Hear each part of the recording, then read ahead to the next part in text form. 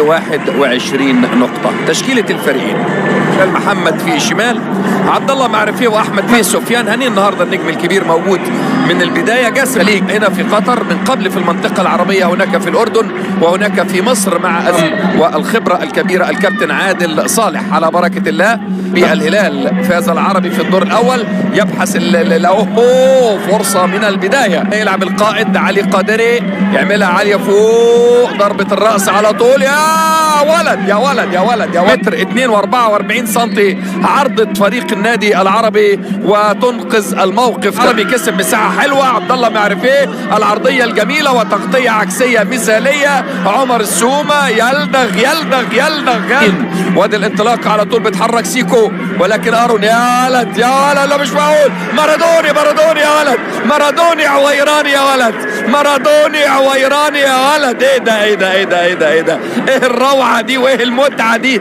انطلاق واختراق، هو ده اللي فتح شوارع وانفاق، هو ده اللي عدى ومر وفات في النهاية بالمهارة. شاط يا جماعة، ده معاه مخدر ولا ايه؟ ده معدي من 4-5 لاعبين. بص، من هنا كانت البداية، من هنا الانطلاقة، من هنا الاختراقة، من هنا يزن النعيمات. عدى يزن، مر يزن، سجل يزن. نعم، انه على طريقة الكابتن ماجد، ولكن بأقدام يزن بالشمال باليمين، عنده الخبر اليقين. لقى تاني من جديد لانه استخدم رجلين الاثنين وامام مدافعين. التصدر الدحيل، والدحيل له مباراة مؤجلة وباقي يعني معانا 12 نقطة. وادي التصويبة هلال المرة دي يطلع على طول دفاع النادي الاهلي ده. وسيكو، سيكو لرشيد، سيكو لرشيد، لسيكو المساكني، 1 على 1 مع محمد عبد الله.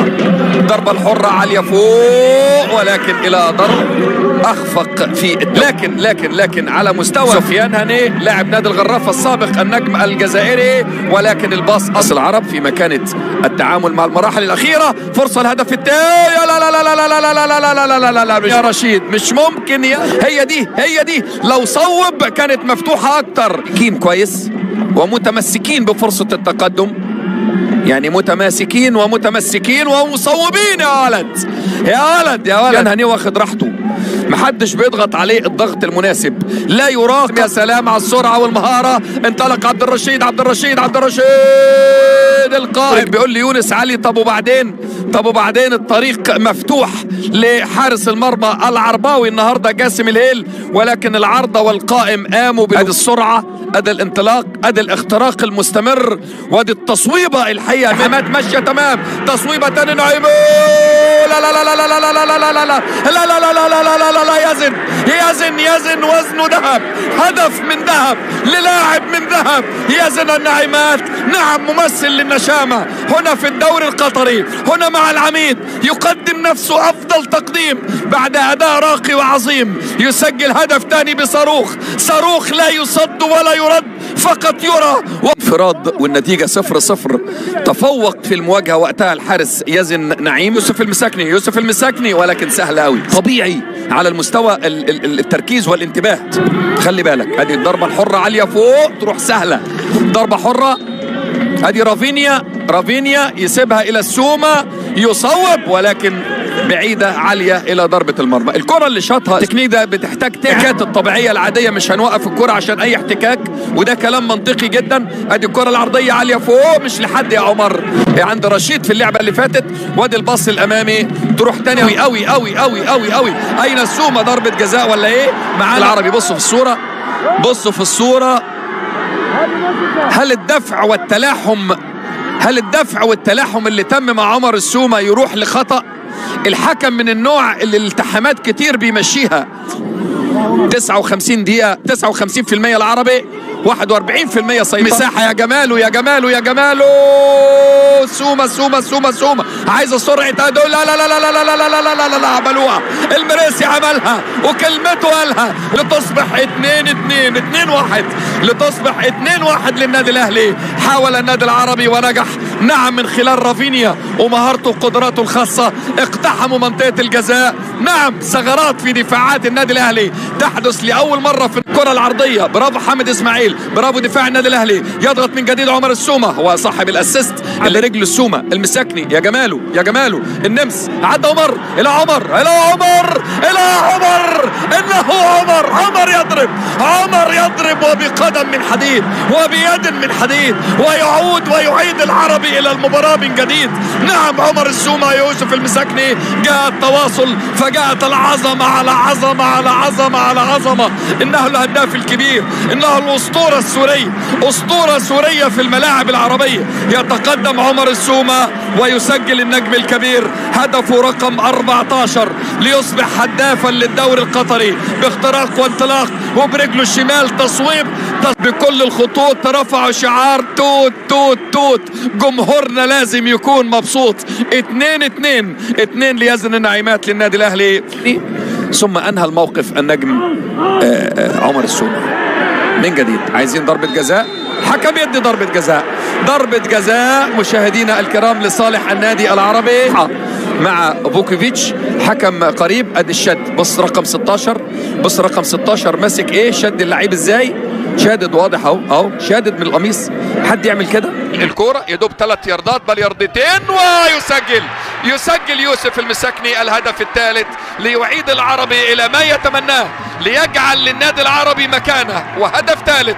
تصبح النتيجه 3-2 رغم ان حارس المرمى يزن نعيم راح معاها ولمسها، لكن خدت ايده ودخلت الى المرمى لتصبح الهدف الثالث للنادي العربي. ليفرح قاته من اجل التعويض لصالح النادي العربي. على فوق مش ممكن يا طول. احمد سهيل، عمر السومة عمل لها محطة جميلة وجاي له المساكني وجاي له الصورة كده 4-5-1 تاني من جديد. قد يصوب شغف كبير بالعودة وإمكانية العودة. عدى ومر وفات. يا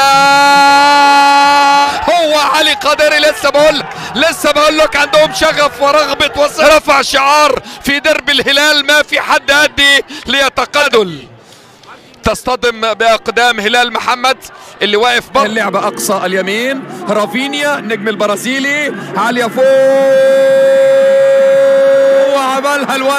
عملها الولد بل عملها ولد مين ده؟ تيكت ايزي عاد العربي يا عزيزي.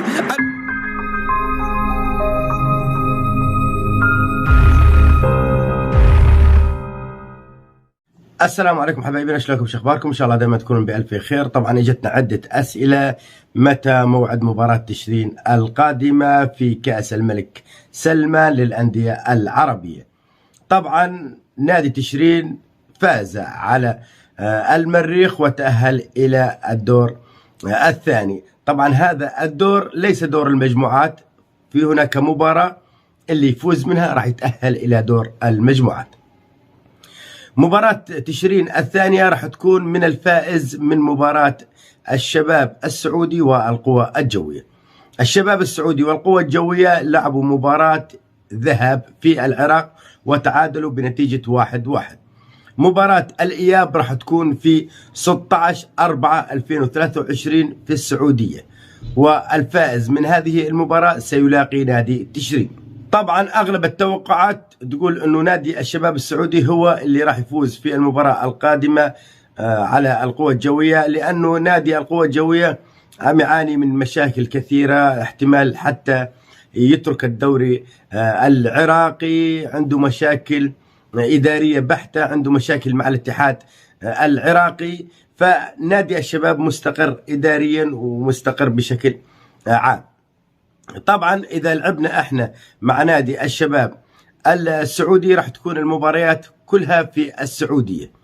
موعد اول مباراة راح تكون ان كنادي تشرين مع الفائز من مباراة الشباب والقوى الجوية راح تكون في 10/6/2023 وهي مباراة الذهاب، وفي 14/6/2023 هي مباراة الإياب. نفوز لا بتكتيك ولا بخطة، نفوز برجولة ونفوز بحماس، وبالتوفيق لنادي تشرين. وبنهاية المقطع دمتم بحفظ الله ورعايته، وأحبكم في الله.